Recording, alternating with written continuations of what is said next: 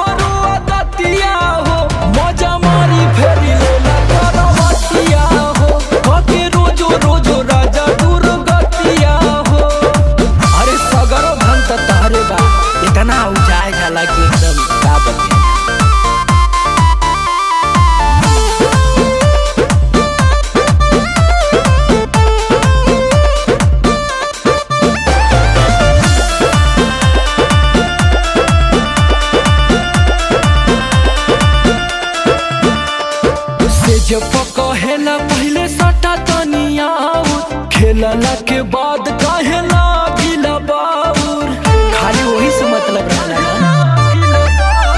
से। जब कहेला पहले सटा तनिया खेलला के बाद कहेला गिला बाउर, हर मुहे तब करेला न बतिया हो, हर मुहे तब करेला न बतिया हो, मजा मारी फेरी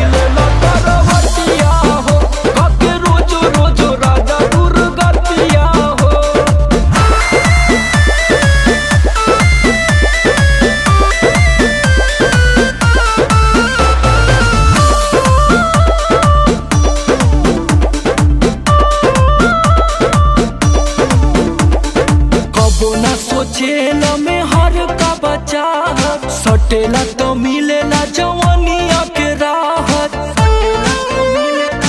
चिपकल रहा है रजो। कबो ना सोचे